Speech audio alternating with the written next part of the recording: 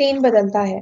Bed पर तकियों के सहारे वो नीम दराज कोई किताब हाथ में लिए बैठा था। मोबाइल पास ही पड़ा था। हर थोड़ी देर बाद मौसूल होते मैसेजेस के नोटिफिकेशन को मुसलसल नजरअंदाज किए वो बजाय पढ़ने की कोशिश कर रहा था। मगर उसकी तमाम तर तवज्जो इस अठाह पटक की तरफ थी जो जन्नत कमाल की वजह से हो रही थी। दराजें खींची जा रही थी, चीजों को इधर उधर किया जा रहा था। जिस चीज की तलाश थी वो उसे पूरा कमरा उलट पलट करने के बावजूद नहीं मिली थी। थक हार कर वो वार्डरोब की तरफ मुड़ी जो तमाम की तमाम खुली हुई थी। सफरी बैग कालीन पर धरा था। हैंगर से कपड़े निकाल कर तह करती अब वो शदीद गुस्से में लग रही थी। 4 दिन बाद उनकी लंदन की फ्लाइट थी। सामान अभी से पैक किया जा रहा था और कुछ गुस्से और झंझलाहट के आलम में किया जा रहा था। तुम ऐसे रिएक्ट करियो जैसे मैं तुम्हें जबरदस्ती लंदन ले जा रहा हूँ। बिलाखिर फारिस ने खामोशी का कफ तोड़ा। हाँ तो क्या ऐसा नहीं है? वो पलट कर गुर्राई। तुम्हारी हर चाल मुझे बहुत अच्छी तरह समझ में आ रही है। कैसी चाल? लबों पर उभरती मुस्कुराहट दबाए वो सीधा हो बैठा। मेरे साथ लंदन जाने की ख्वाहिश तो तुम्हें हमेशा से तुम्हारी थी। हैंगर से गुलाबी स्वेटर निकालती जन्नत कमाल मुश्तइल होकर उसकी तरफ मुड़ी। ये तुमने खुद कह दिया था। यानी फाजिल माजी, पास्ट टेंस। अब मेरी ऐसी कोई ख्वाहिश नहीं रही। अच्छा मजाक है, वो हंसा। मजाक नहीं, हकीकत है ये। जन्नत जल भुन गई। तुम्हारी हकीकतें भी तुम्हारी तरह कुछ अजीब सी नहीं है। उसका लहजा मजाक उड़ाने वाला था। जन्नत ने पलट कर उसे सर्द नजरों से घूरा। कोई खुशफहमी है तो दूर कर लो। मैं सिर्फ मम्मी की वजह से तुम्हें मजबूरन तुम्हारे साथ लेके जा रहा हूँ। मैं भी सिर्फ उनकी वजह से जा रही हूँ, वरना तुम्हारे साथ तो मैं गली के नुक्कड़ तक भी ना जाऊं।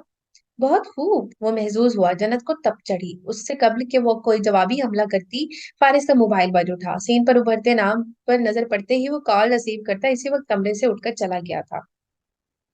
वो जो अपने कपड़े हाथ में लिए खड़ी थी उसकी इस हरकत पर ठिठक सी गई। फारिस की बेसर काज कारोबारी नौयत की होती थी जिन्हें वो हमेशा उसके सामने ही अटेंड करता था। दोस्त अहबाब से बातचीत भी उसके सामने हो जाया करती थी, मगर पिछले कई दिनों से एक मखसूस नंबर से आने वाली कॉल अटेंड करने के लिए वो उठकर बाहर ही चला जाता था। हर बार उसके तासुरात बदलते थे। आंखों की चमक कुछ बढ़ सी जाती थी। पहले तो उसने कोई खास नोटिस नहीं लिया था, मगर अब उसे शक होने लगा था। कुछ सोचकर वो बेआवाज कदमों के साथ बाहर आ गई थी। उसने फिर वहीं से सिटिंग एरिया की तरफ देखा। मैं तुम्हें भला कैसे भूल सकता हूँ? सामने विक्टोरियन तर्ज के आईने में फारिस का साइड पोज वाजे नजर आ रहा था। मम्मी से मैंने फिलहाल कोई बात नहीं की। मैं उन्हें सरप्राइज देना चाहता हूँ। उसने रुककर कुछ सुना फिर मुस्कुराया। तुम कह सकती हो। खामोशी एक बार फिर छाई थी। बहुत तवज्जो यकसुई से मुखातिब की बात सुन रहा था। उस दौरान कई बार उसके लबों पर मुस्कुराहट बिखरी थी। कौन? मेरी बीवी? तुम उसकी फिक्र मत करो, मैं उसे सब संभाल लूंगा। क्या संभालेगा वो? जन्नत का माथा ठनका। मुखातिब यकीनन एक लड़की थी। उसका शक यकीन में बदल चुका था। मगर ये लड़की थी कौन? ये सवाल अब वो डायरेक्ट फारिस फजान से नहीं पूछ सकती थी। पूछने का कोई हक भी नहीं रखती थी। हक रखती भी होती तो पूछना नहीं चाहती थी। उसे यही जाहिर करना था उसे ऐसी किसी बात से कोई फर्क नहीं पड़ता। सर छिटक कर वो कुछ ही देर में कमरे के अंदर थी। हाँ, उसे हरगिज फर्क नहीं पड़ना चाहिए। उसने अपने गाल थपथपाकर खुद को समझाया, फिर अपने काम में जत गई। कौन हो सकती है? कुछ ही देर बाद अपना बिखेरा समेटते हुए एक बार फिर सोचने बैठ गई। सीन बदलता है। आप बहुत प्यारी हैं। किचन में दाखिल होते ही ये पहला जुमला था जो फारिस वरदान की समाज से टकराया। स्टूल खींचकर बैठते हुए उसने गुपलू से उस सेहतमंद बच्चे को देखा जो काउंटर के टेबल के दूसरे कोने में अपने कपड़ों में मुश्किल समाया हुआ बैठा था। खुली डिली शर्ट लार्ज साइज की थी, तब भी उसे तंग हो रही थी। फारिस को बहुत गौर करने और जहन पर जोर देने के बाद याद आया वो मिसिस यजदानी का नवासा था। मिसिस यजदानी वही जो उनके पड़ोस में रहती थी और जानवरों से मोहब्बत के मामले में काफी मशहूर भी थी। ये इसलिए कि आप खुद बहुत प्यारे हो। फारिस की आमद से कतई बेखबर वो ट्रे में केक, पेस्ट्रीज और जाने क्या क्या सजाने में लगी हुई थी। क्या आप मुझसे शादी करेंगी? अपनी नन्ही सी सुर्ख कार को टेबल पर यहाँ वहां दौड़ाते बच्चे ने जरा सा झिझकते हुए जन्नत से पूछा। शी इज मैरिड, जवाब फारिस ने दिया था। ग्लास में स्ट्रॉबेरी जूस उंडेलते जन्नत के हाथों की हरकत लम्हे भर के लिए थमी। ये कब आया? बच्चे ने गर्दन मोड़कर एक नजर फारिस वरदान को ऐसे देखा जैसे उसकी ये मुंह दाखलत उसे हरगिज पसंद ना आई हो। सो वॉट, वो अपने हस्बैंड को छोड़ भी तो सकती हैं। उसे लाजवाब करके उसने अपनी पेशानी पर बिखरे बालों को दोनों हाथों की मदद से पीछे हटाया। आर यू मैरिड जन्नत जानी? कुछ सोचकर उसने जन्नत से पूछा। जन्नत जानी? फारिस ने अचंभे से दोबारा देखा। No, I am single. नवाजमात से सजी ट्रे अपने नन्हे मेहमान के सामने रखते हुए जन्नत ने सुनाया किसी और को। बच्चे ने फारिस को यूं देखा जैसे कह रहा हो, देखा, she is mine, she will be mine. Faris ने रुख बदलकर ऑरेंज जूस का गिलास लबों से लगाया। जो जन्नत सिंगल कब से हुई? फिर मैं अपनी मम्मी को कब लाऊं? एक बार हमारी बात तय हो जाए तो। Is he serious? फारिस से रहा नहीं गया। मुश्किल से 7 साल का होगा, आगे के दो दांत भी मसरूफ के गायब थे। तुम्हें क्या मसला है, मुझे 7 साल का बच्चा प्रपोज करे या 70 साल का बूढ़ा? जन्नत को पतंगे लग गए। आई एम नॉट अ बच्चा। बच्चे को पहली बार अपनी होने वाली मंगेतर से इख्तलाफ हुआ, देखा वो खुद मान रहा है वो बच्चा नहीं है। तुम्हें क्या मसला? अब तो जन्नत को भी फारिस की मुदाखलत पसंद नहीं आ रही थी। फारिस महज कंधे उचकाकर रह गया कि भला उसे क्या मसला हो सकता है। मैं बड़ा होकर पायलट बनूंगा, मैं आपको पूरी दुनिया की सैर कराऊंगा, हम दोनों इकट्ठे डिज्नीलैंड भी जाएंगे। वो जन्नत को अपने फ्यूचर प्लान से आगाह करने लगा। जब तक तुम जहाज उड़ाने की काबिल होगी तब तक ये 50 बरस की एक आंटी में बदल चुकी होगी। जन्नत ने झलकर फारिस को देखा। It doesn't matter, love matters. What ever. उसने खाली ग्लास काउंटर टेबल पर रखा। जैद हनी, जब आपका दिल चाहे आप अपनी मम्मी को ले आओ। बहुत मुस्कुराकर उसने बच्चे का गाल खींचा। सोजी को भी साथ ले आओ। अब ये सोजी कौन है? फारिस ने एक बार फिर उनके दरमियान टांग अड़ाई। मेरी बिल्ली है, शानी बेनियाजी से बताया गया। फारिस के तासुरात बदले। नहीं, सोजी को लाने की जरूरत नहीं है, मैं उससे मिलने आपके घर आऊंगी। जन्नत ने टालना चाहा। सोजी बहुत स्ट्रांग है, उसके अंदर सुपर पावर्स हैं, वो मेरे दुश्मनों को जब देखती है उसी वक्त गिर जाते हैं वो दरपर्दा किस बात पर चोट कर रहा था? फारिस पहलू बदल कर रह गया। आप गिरे थे ना उस दिन? फिर वो फारिस की तरफ मुड़ा। कमाल की याददाश्त थी उस बच्चे की, 1.5 साल होने को था मगर फिर भी उसे वो वाकया जुजियात समेत याद था। आप गिरे थे ना सीढ़ियों से? सोजी बहुत पावरफुल है, जना जानी, कल मैं सोजी को भी लाऊंगा। फारिस ने भवें सुकेड़ कर उसे देखा। मैं तुम्हारी उस सोजी की वजह से नहीं गिरा था, सब मालूम है मुझे। बच्चे ने गर्दन सीधी की। आपकी आईज रेड हो गई थी, आपको स्नीजिंग हो रही थी, आप बहुत डर गए थे मेरी बिल्ली से, मुझे सब याद है। मेरी बिल्ली बहुत पावरफुल है। खाली गिलास मेज पर रखते फारिस उसी वक्त उठकर चला गया। ये बहुत डरते हैं मेरी सोजी से। उसे फिर पूरे असरार अंदाज में जन्नत की मालूमात में इजाफा करना चाहा। लबों पर उभरती मुस्कुराहट को वो मुश्किल दबाते जन्नत ने फारिस की तरफ देखा। वो लाउंज के सोफे पर नीम दराज अब चैनल सर्फिंग कर रहा था। अच्छा। उसने भी आगे से शदीद हैरत का इजहार किया। आप मेरी सोजी को अपने पास रख लें, फॉर योर ओन सेफ्टी। बच्चे ने सरगोशी की। जन्नत पे साख्ता हंसती चली गई। झुंझलाकर रिमोट पटकते हुए फारिस उसी वक्त उठकर चला गया था। सीन बदलता है। मिसेस शिराजी के बेडरूम में वो ग्लास वॉल के करीब फ्लोर कुशन पर आलती मालती मारे बैठी थी। लैपटॉप ग्लास टेबल पर धरा था जिस पर वो उनका आर्टिकल टाइप कर रही थी। मिसेस शिराजी पास ही व्हील चेयर पर विराजमान थी। वो बाहर लॉन के सबसे पर चमकती इस धूप का नजारा कर रही थी जो बराह रास्त उन पर पड़ रही थी। दरवाजा हल्की सी दस्तक के साथ खुला तो जन्नत ने बेसाख्ता नजर उठाई। ब्लैक थ्री पीस सूट में मलबूस कोट लापरवाही से बाजू पर डाले, दूसरे हाथ में मोबाइल पकड़े फारिस वरदान अंदर दाखिल हो रहा था।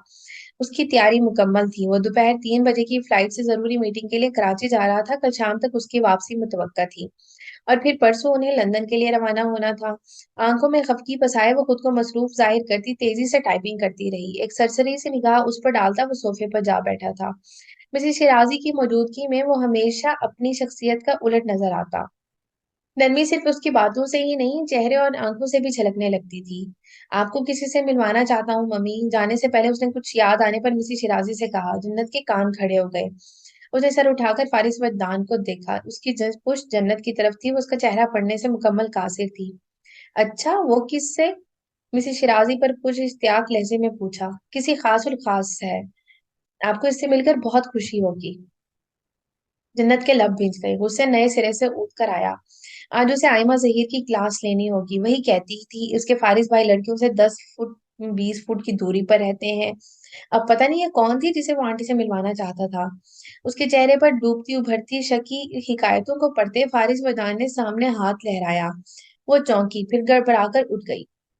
अब अपने मजाजी खुदा को दरवाजे पर छोड़ने भी तो जाना था। मिसेस शराजी के कमरे से निकलते ही उसने चेहरे का रुख मशरिक की सिमत किया और फर्श पर पाँव पटक कर यूं चलने लगी जिससे सारा कसूर इन टाइल्स का था जो उसके पैरों की तले बिछी हुई थी। अपनी पैकिंग तो बड़े जोशो खरोश से कर रही हो सके तो मेरा सामान भी पैक कर देना।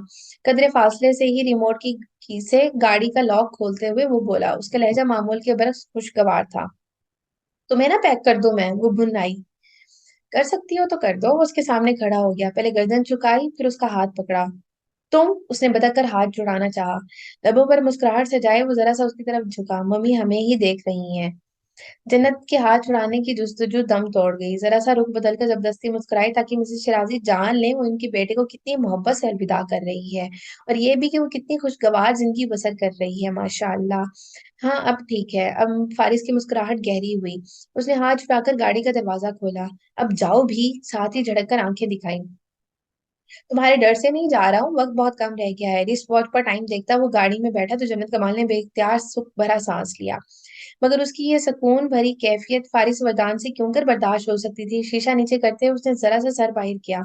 मेरे पास एक सरप्राइज है तुम्हारे लिए। वो पूछना चाहती थी कैसा सरप्राइज, ये सरप्राइज की आड़ में छुपी कैसी सजा, कैसा बदला, कैसा इंतकाम। मगर लब भींचे सीने पर बाजू बांधे टिक टिकी से उसे चुपचाप देखती रही। कराची से जब वापस आऊंगा तब। इग्निशन में चाबी घुमाते हुए उसने गाड़ी स्टार्ट कर दी। जन्नत दो कदम पीछे हट गई। आंखों पर स्याह ग्लासेस लगाए वो गाड़ी रिवर्स करने लगा। चौकीदार ने गेट खोल दिए थे। अब वो स्याह गाड़ी को आहनी गेट से बाहर निकलता देख रही थी। सरप्राइज, जाने क्यों उसका दिल किसी नागहानी एहसास के तहत धड़क उठा था। सीन बदलता है। मिसेज यदानी ने अपने पोते की सालगिरह पर इनवाइट किया था। फारिस कराची गया हुआ था। आयमा मरी घूम रही थी, और वो अकेले ना पहले कोई फंक्शन अटेंड कर सकी थी ना अब करना चाहती थी। दिल बोझल उदास सा था, लेकिन मिसेज शिराजी चाहती थी वो जरूर जाए। वो बहुत प्यार से बुला रही हैं जन्नत। वो आजकल उसकी जरूरत से ज्यादा खामोशी को हद से ज्यादा महसूस कर रही थी। मेरा दिल नहीं चाह रहा। सर झुकाकर एक बार फिर टाइपिंग करने लगी थी। मिसेस शिराजी ने उसे बगौर देखा। गुज़श्ता कई दिनों से वो ऐसी ही थी, उदास, खामोश, परेशान। वो क्या सोचेंगी। मैं कह दूंगी फारिस कराची गया हुआ है था इसलिए नहीं आ सकती। खट खट कीबोर्ड पर उसकी उंगलियां तेजी से मुतहर्रिक थी। मिसेस जानी का इनविटेशन खास तुम्हारे लिए है जन्नत। फारिस वैसे फंक्शंस और गैदरिंग्स बहुत कम ही अटेंड करता है। उसे सर उठाकर उन्हें देखा। आप हुक्म दे रही हैं, यही समझ लो। कितने दिन हो गए हैं मैंने तुम्हें तैयार होते नहीं देखा। मेकअप, ज्वेलरी कुछ भी नहीं। जरा याद करो, लाहौर जाने से पहले तुम कितना तैयार रहती थी, जैसे फूल खिला रहता है। बिल्कुल ऐसे ही लगती थी तुम। नम आंखों के साथ वो फीसका सा मुस्कुरा दी। चलो उठो शाबाश, जाकर तैयारी करो। मिसेज अजानी तुम्हें अपने साथ ही अपने फार्म हाउस लेकर जाएंगी। मैं उनसे बात कर लेती हूँ। Aunty please. जन्नत, नो आर्गुमेंट। फ्रेश हो जाओगी बेटा। गहरा तनफ्फुस लेकर वो उसी वक्त उठ खड़ी हुई। तैयारी करते हुए उसका जहन मुसलसल उलझा हुआ था। अजीब बेसुकूनी थी, वो वजूद में फैली हुई थी।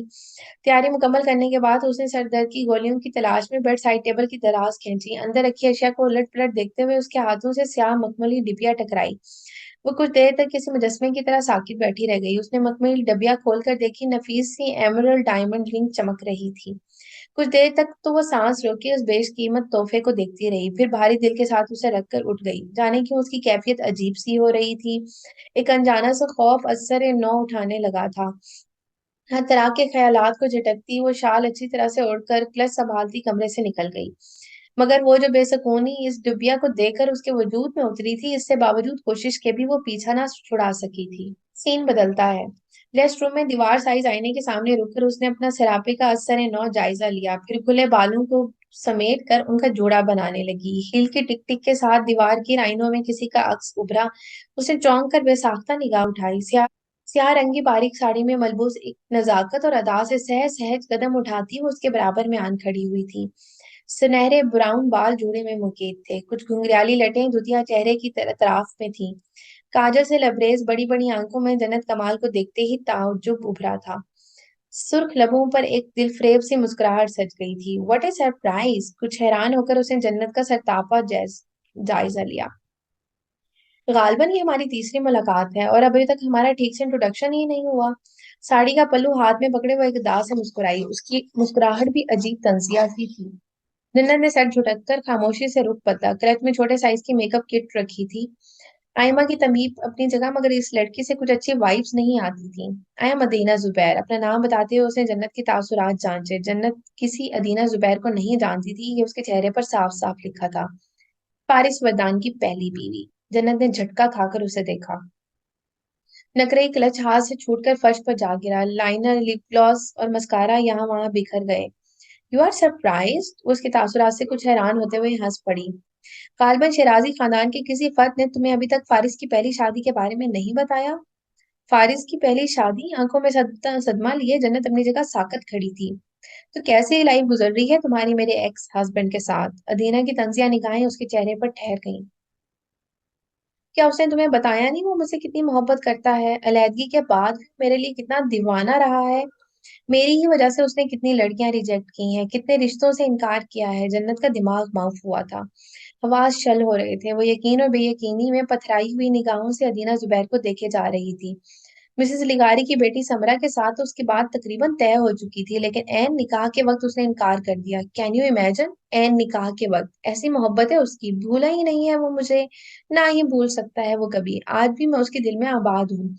मेरी जगह ना उसने कभी किसी को दी है, ना वो दे सकता है। जन्नत की आंखों में नमी फैल गई, मंजर धुंधला सा गया। तो ये वजह थी फारिस मैदान की नफरत, धत्कार और बेअतनाई की, निकाह जैसे मुकद्दस रिश्ते को एक मुअय्यन मुद्दत तक कायम रखने की।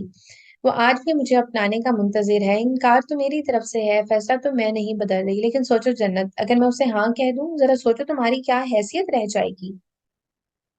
वो सवाल नहीं, गोया पहाड़ था जो जन्नत के सर पे टूटा था। खुद से किया गया हर एक अहद एक लम्हे में फना हुआ था। वो जो अपना घर छोड़ने का फैसला बहुत पहले कर चुकी थी, अब घर उजड़ता देखकर सकते में आ गई थी। नाइस टू मीट यू जन्नत। अदीना जुबैर के लबों पर एक फातिहाना मुस्कुराहट रक्सा थी। उम्मीद है हमारी अगली मुलाकात वैदान हाउस में बहुत जल्द होगी। वो जा चुकी थी और जन्नत कमाल वॉश बेसिन पर गिरफ्त जमाए माऊफ होते जहन के साथ मुश्किल अपने कदमों पे खड़ी थी। मैं आपको किसी से मिलवाना चाहता हूँ मम्मी, बहुत खासुल खास है वो, एक सरप्राइज है तुम्हारे लिए। उसने सांस लेने की कोशिश की मगर सांस नहीं आ रहा था। सीने पर हाथ रखे वो नीचे बैठ गई। फोन कॉल्स, कुछ गवार रवैया, साइड टेबल से बरामद होने वाला रिंग केस कर सकता हूँ। मैं तो मम्मी से ये भी कह सकता हूँ मेरी बीवी बांझ है, मैं दूसरी शादी करना चाहता हूँ। जन्नत कमाल ने अजियत से आंखें मीच ली थी।